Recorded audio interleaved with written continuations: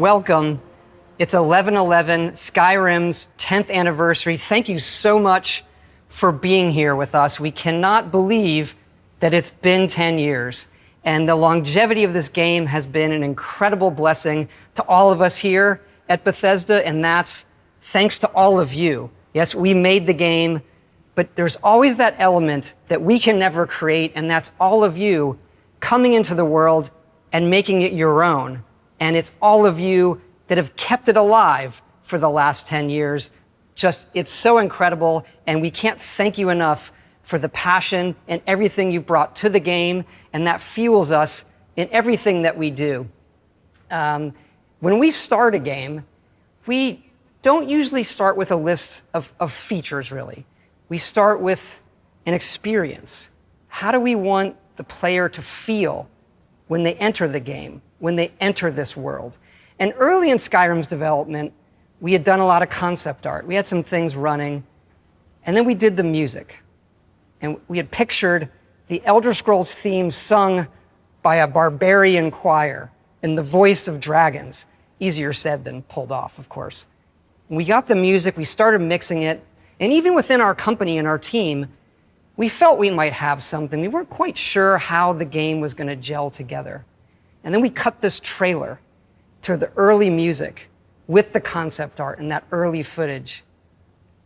And it sang. It was incredible. Everybody in the team can probably remember that moment. And even today, when I hear the music and it rises up at the end in the trailer as the dragon flies through the valley, the hair literally stands up on my arms. So thank you for being here. I'd like to introduce the legendary London Symphony Orchestra and the London Voices Choir to take us once again on a journey through Skyrim.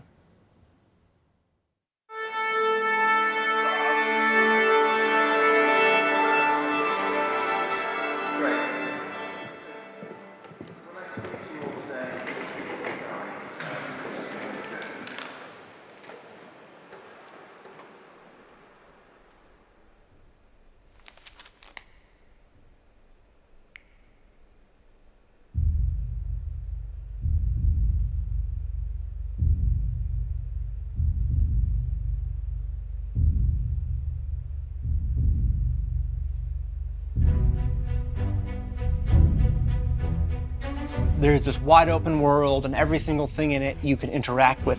I'd never seen anything like that before. I'd never experienced that level of immersion. Just the opening, the way it pulls you in, this is better than any movie that I've ever seen. You gotta start learning about this world, because this world isn't about to teach you, because this world assumes you live in it. There's a lot of chaos, but I'm intrigued, because I like chaos. You're a god, and you don't know you're a god.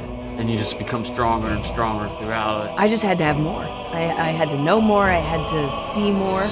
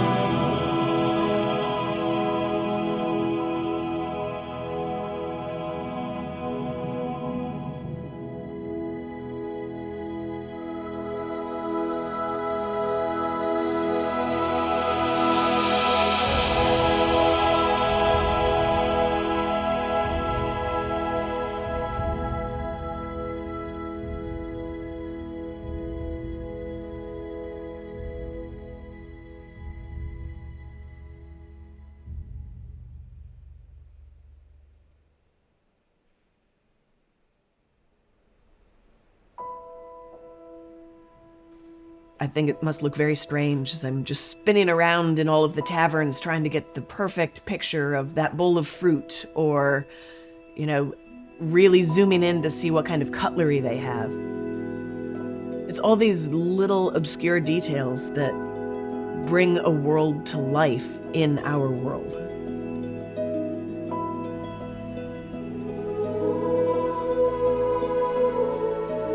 Well, I've always loved fantasy. When I first played Skyrim, I'd never seen anything like that before. I'd never experienced that kind of immersion in a game. I just had to have more. If you lived in a world like Skyrim, wouldn't it be fun to make a meal from that?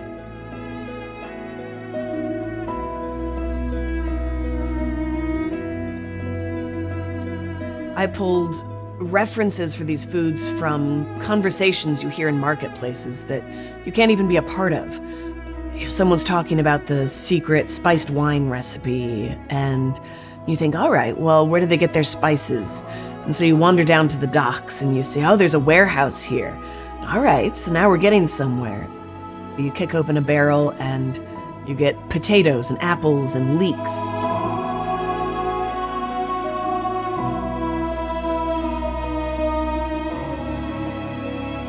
We suddenly found ourselves with a cookbook deal. I could not have anticipated this is where my life would go. To be gatekeepers to this hidden world. Its sight, its sound, its taste. Skyrim has very simple food, but they combine for these flavor powerhouses. It's delicious.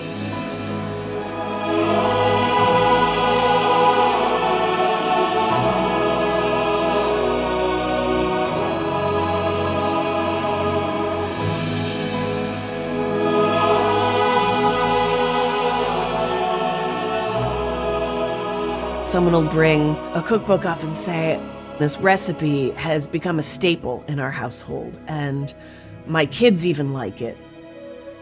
That's really amazing to me, that I've quietly, secretly become a part of people's lives, to feel connected to so many people in that way.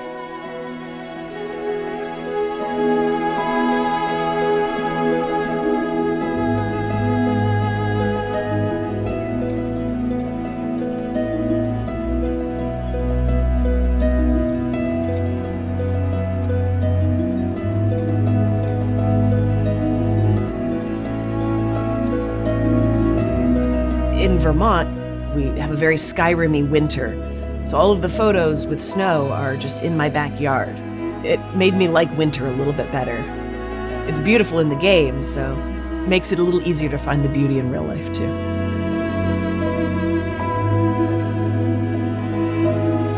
I like the meads. They're one of my favorites. The cheese and leek crostata, the sweet rolls, because you can't not make sweet rolls for Skyrim.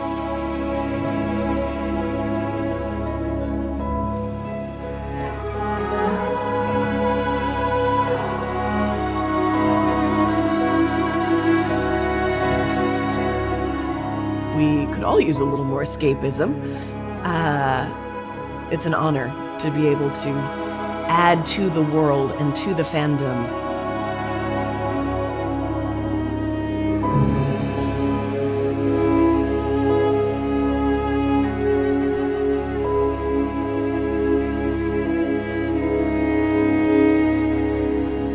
It's going to forever be a part of this fandom and the community, and it's a lot of responsibility, but I try to take it very seriously. Not too seriously.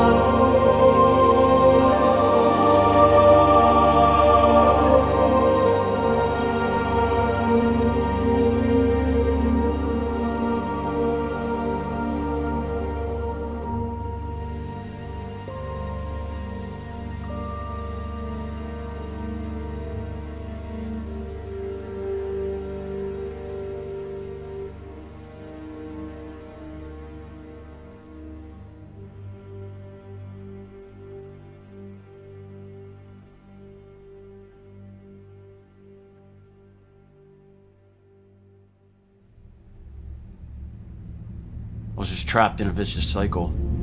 If I didn't change it, I was gonna end up dying either in a jail cell or dying in an abandoned house somewhere with a needle in my arm.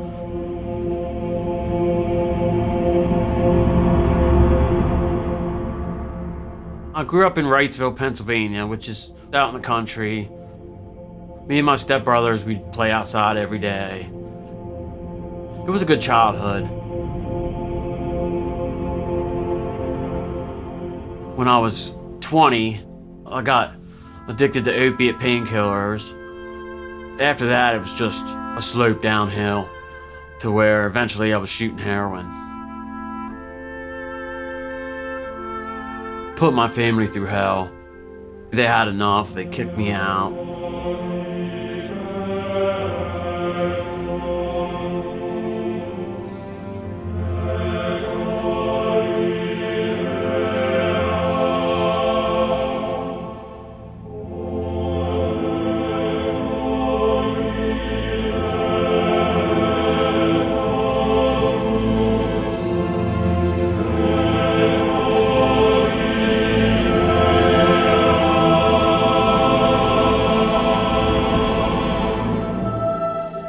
I was just homeless on the streets. I just wanted to find a place to sleep, place to eat, and get my next fix of drugs. Day to day, try to survive, didn't have no hope for the future.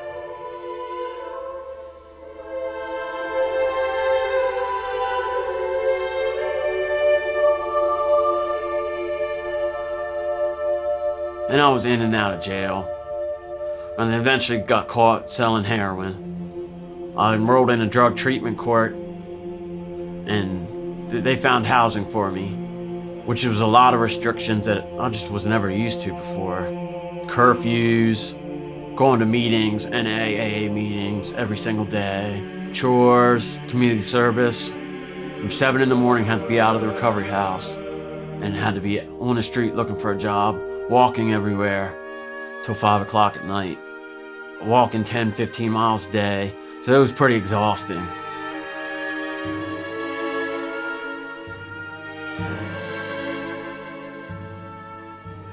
There was an old Xbox 360 sitting at the halfway house with a copy of Skyrim in there.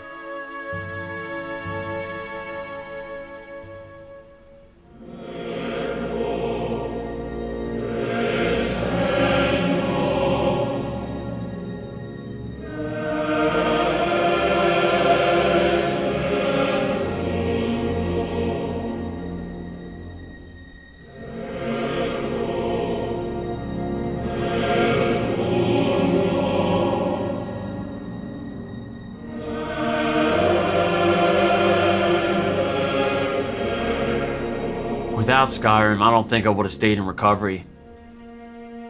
Choice and consequence. You make your own story. If you want to go over here and start the side quest, and throw off the main mission, it's up to you. It gave me a sense of confidence. Eventually I got a job. That helped me to maintain that schedule, to make sure I made all my meetings. I still focused on Skyrim, still daydream about it while I was working.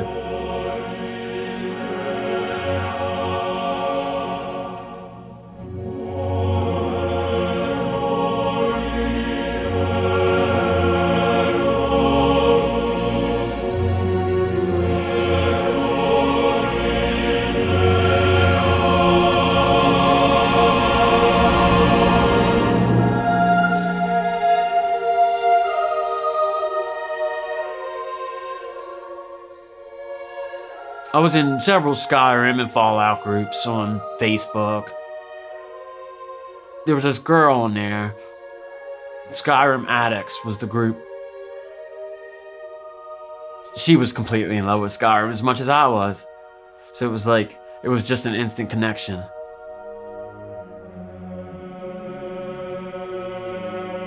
She started a new character, Khajiit, stealth archer like everyone does. But yeah, it was pretty good. 3 years later, that's my fiance.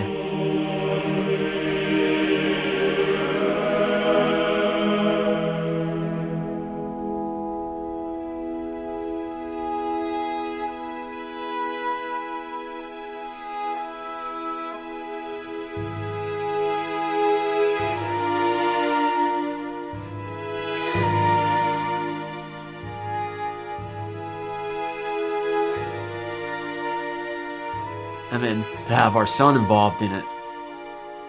Instead of having a teddy bear, he walks around with a sword. That's his thing, is running, sword fighting, just from watching us play Skyrim over the years.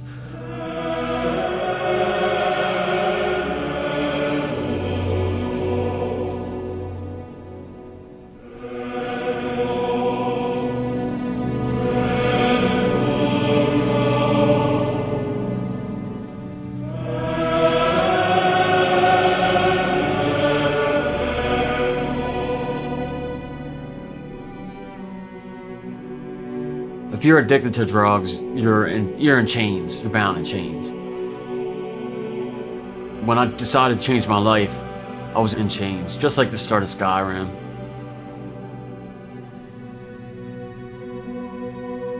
I would have never have imagined 5 years from then I would be sitting with my fiance, to have a child, to have a home,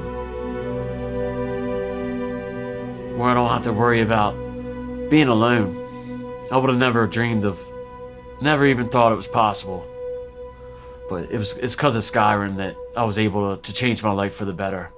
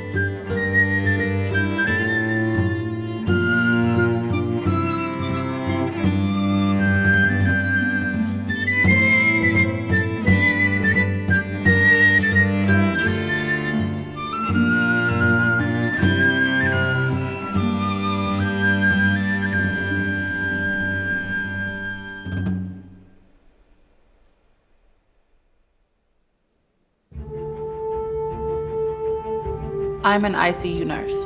I want to bring the compassion and the love from nursing into gaming.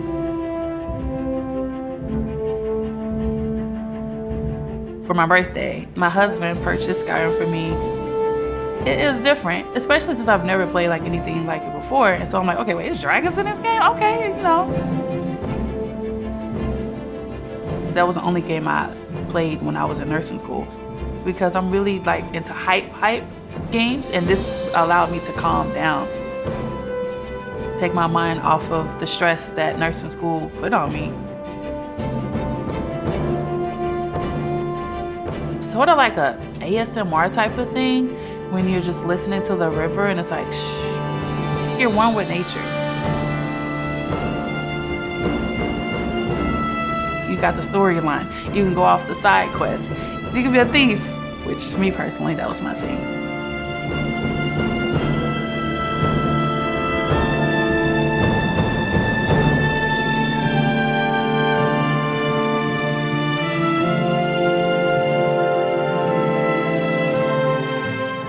With Skyrim, you can't predict what's gonna happen because the dragon just pop up out of anywhere and then you're like, okay, here we go. It's the same like with nursing and the patients. They're scared. You have to make sure you put your game face on.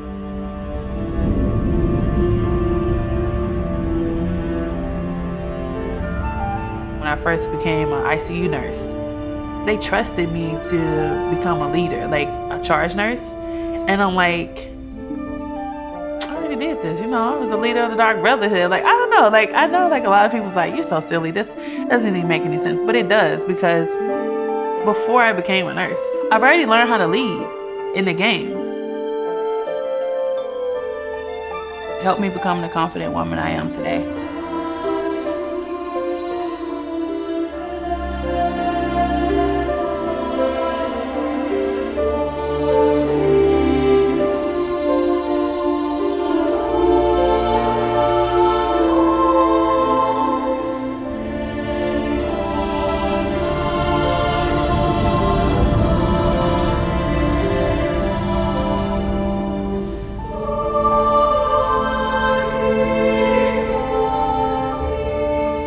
Someone we can't save, but the ones that we do, after they get better, they'll come back and I'm like, hey, I appreciate you taking care of me. You don't understand, you saved my life, you helped me.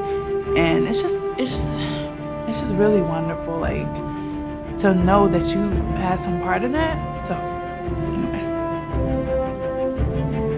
It's so hard to see all of that stuff mentally and then try to detach from it when you come home. Playing Skyrim, I feel like I'm in a safe place.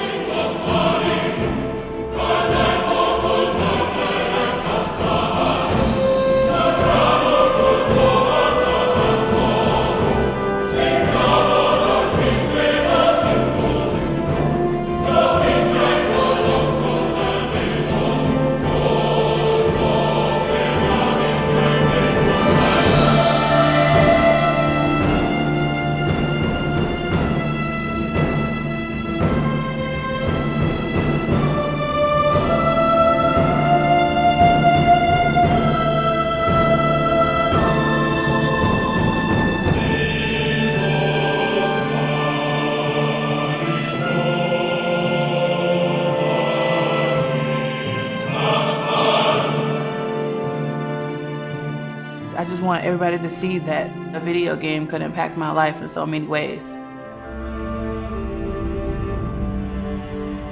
All right, hey y'all.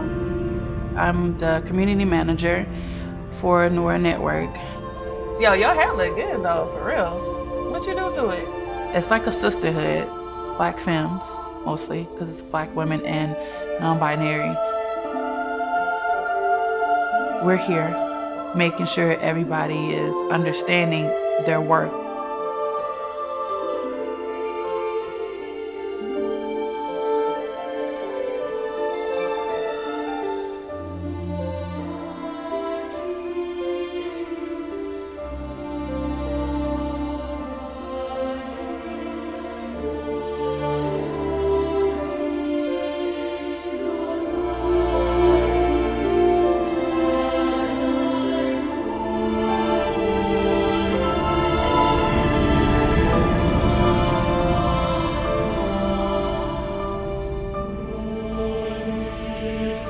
You always have that one game that actually changed everything for you.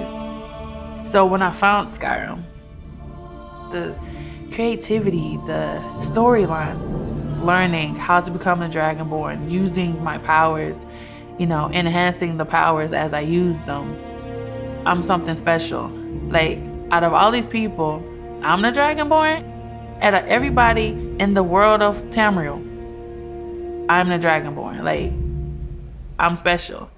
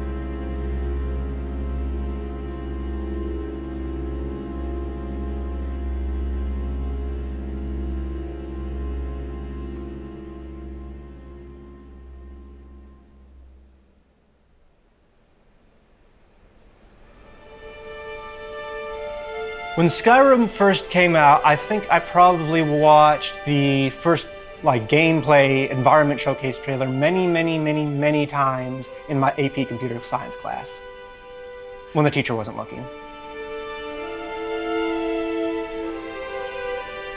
You could go to any place, the world was massive, and every single thing in the world you could interact with.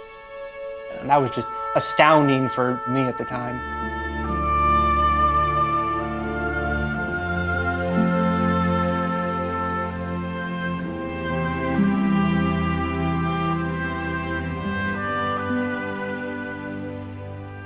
When I was a kid, we weren't really allowed to play any action video games during weekdays. I got my start making custom content on Morrowind. I'm gonna see if I can go into the files and change this.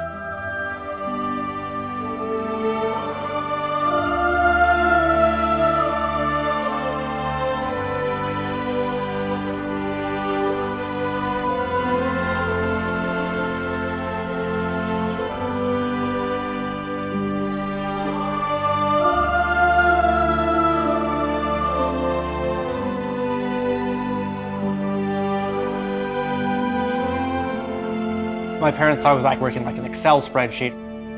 I would be working with mod tools and stuff to make the few games I had last even longer.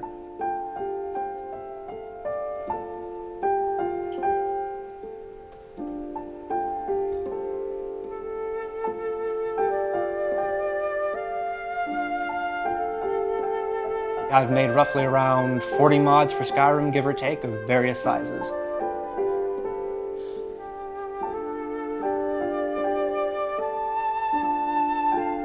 My best and most famous mod, I think, is the one that replaces all dragons with Thomas the Tank Engine.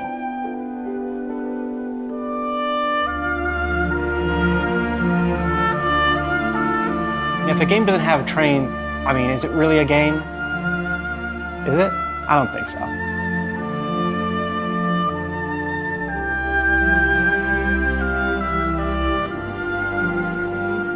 It was just literally just a model swap. It took about 30 minutes to make. And I loaded up the game, and instead of the dragon coming down to rescue you from the execution by accident, it was just a tiny little Thomas the Tank Engine thing. And it was just the most hilarious thing I had ever seen. I was laughing for like 5 solid minutes because it was just so ridiculous to see this thing. Like, there's a scene where the dragon like lands and burns a guy to death, but instead it's a tiny little Thomas the Tank Engine just lands and just expressionless breathes fire all over the guy. It was just amazing.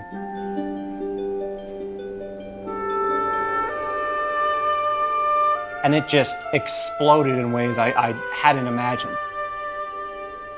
3 days later, the video had reached 2.5 million views.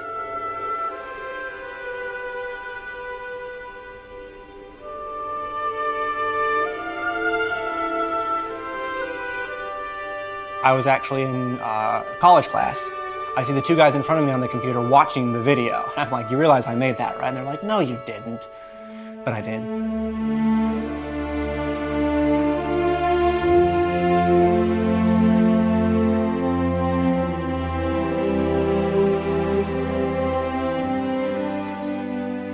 There's such a support from the developers themselves for mods and allowing mods to be done in ways that they probably didn't foresee, but they are absolutely okay with. It really gives you an opportunity to express yourself in those ways with its editing tools.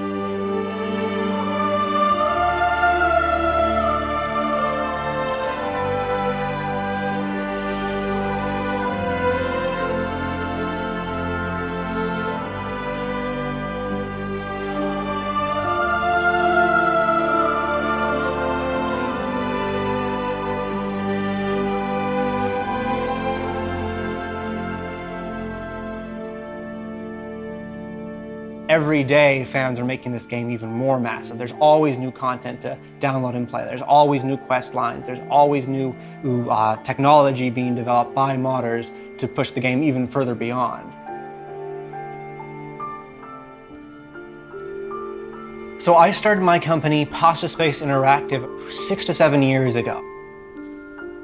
Without Skyrim, not only would I not have a career, I simply wouldn't be Trainwiz. I'd just be me. And I can't have that.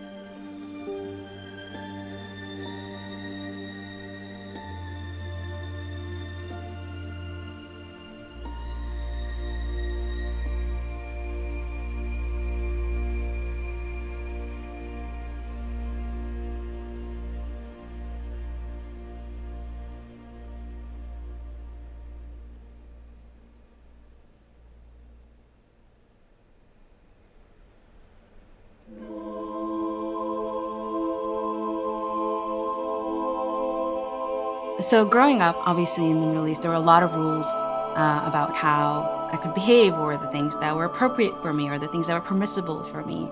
And even though those rules weren't set out in stone, they were sort of understood by all girls.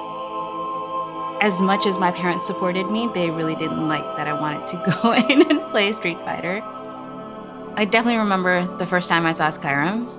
I walked into my then boyfriend's apartment to surprise him because he lived in a different city. And he was just hooked to his computer, chopping wood nonstop. And he didn't even notice that I had walked in. Hey, surprise, I'm here. And he looked up, and then after greeting me, he went right back to chopping wood. And seeing that wilderness, and you can actually feel that cold. I didn't know a video game could make you feel like that. The open world, to the characters, the customization.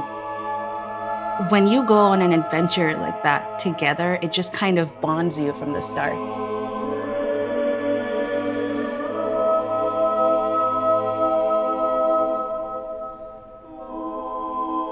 And the last time I remember feeling that way was as a child, where I was curious about things without any purpose. But now I was learning about these races and these regions in the game, and all these specific skills that I was probably never going to use in real life. And I was just as curious.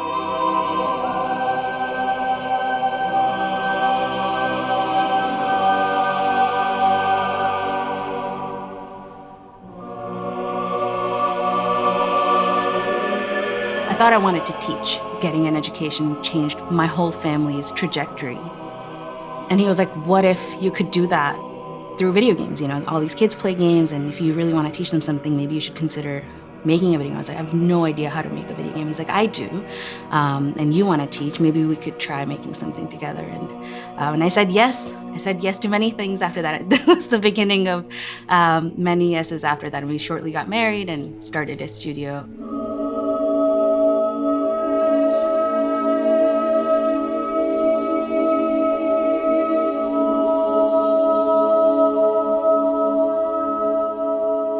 Where are the girls? Like, why can't I find any girls to come join a studio founded by a woman? And I'd worked on Wall Street, I worked in academic research, I went to MIT, which is a heavily tech school, but I never felt like I was the only woman in the room, and yet here I was building my own company, and it was me and 6 other boys.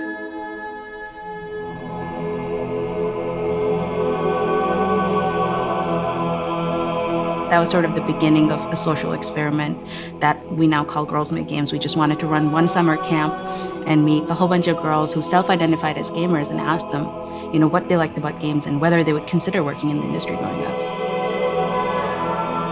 And it was such an emotional experience for everyone. They had found a place where they felt validated.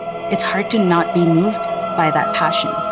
And that was sort of like after the first summer, I went back to my team and I was like, hey guys, I think I'm gonna do this for a few years. And it's been 8 years since.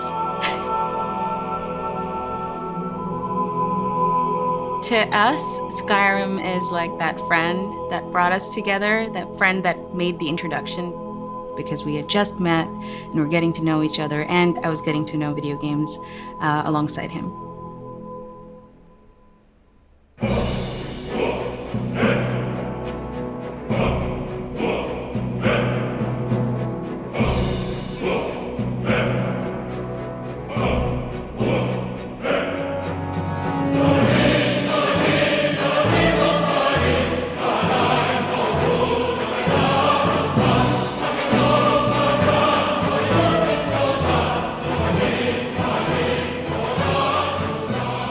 I remember stopping and taking a deep breath and thinking, yeah, this is my game. This is gonna be me for the rest of my life playing this game. Таким образом, Skyrim стал новой главой не только древних свитков, но и новой главой моей жизни. Ensimmäisen kerran, kun mä astuin ulos Helgen kiipistä 2011 marraskuussa, mä en osannut kuvitellakaan, kun mä katselen sitä vuorimaisemaa ja niitä metsiä, että mihin mä päätyisin Skyrimin myötä. Waar dan die hele wereld zich voor je openzet dat je alles kan doen. تروح تسوي اللي تبي في أي مكان وتختار أي مساحة تحتاج وأي قرار تشوفه مناسب. I gave her the controller, looked her straight in the eyes and said, here, try it. She played from 10 p.m. till 4 in the morning. El juego me ha marcado porque llevo un tatuaje del logo de Skyrim. It almost feels like it was just yesterday that I was traveling up a mountain for the first time. I could feel the icy wind. I could hear a dragon roaring and flying in the distance. Le combat contre la première araignée m'a foutu la peur de ma vie. صراحة حرفيا قفلت اللعبة أكثر من مرة. We kept playing it, passing the baby and the controller back and forth. El tema de Skyrim me ha calado tan profundo que incluso he escrito varias novelas sobre Skyrim. Мне потребовалось научиться гриму для образов, и теперь я профессионально работаю гример. سكايرم خلتني أتعمق أكثر في عوالم الألعاب المفتوحة خصوصا ألعاب الرول بلاي. La montagne, la forêt, le tertre. Oh bah Skyrim, c'est avant tout des sujets de conversation où que vous soyez, puisque qui n'a pas joué à Skyrim après tout. El juego ha tenido demasiado impacto en mi vida, gracias a él he logrado formar una comunidad muy grande y además he conocido un montón de personas importantes para mí que comparten la misma pasión que yo por el propio juego. I'll probably be playing Skyrim in another 10 years' time. I am still learning and finding new discoveries, locations, quests, characters. Yıllardır oynuyorum, yıllarca da oynarım. Parece que no importa cuánto juegues, siempre habrá algo nuevo a la vuelta de la esquina. It changed it for me. Like, it gave me more inspiration. The amazing impact Skyrim and the Elder Scrolls has had on my life. Because it is so rich a world, it really raises the bar. It's become less of a game and more like a platform for expression. I've reached a point in my life where I can't imagine what it would be like otherwise.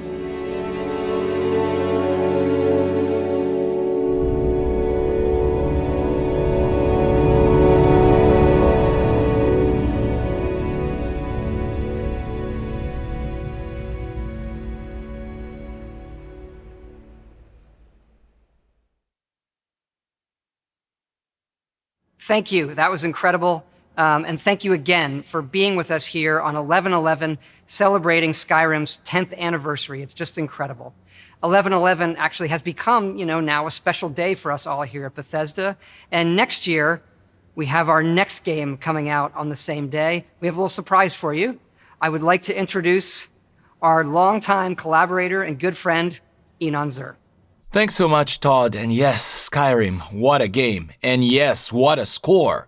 Hearing the famous London Symphony Orchestra playing it, and it's being sung by the amazing London voices, wow, that really gives me the goosebumps. Throughout the years, I got to compose so many games for Bethesda, from the Fallout series and Elder Scrolls Blades and others. I feel so fortunate and lucky to do it, and I really feel Bethesda is almost like part of my family. But now, let's take a little journey. Let's fly away from these snowy peaks of Skyrim right into the stars.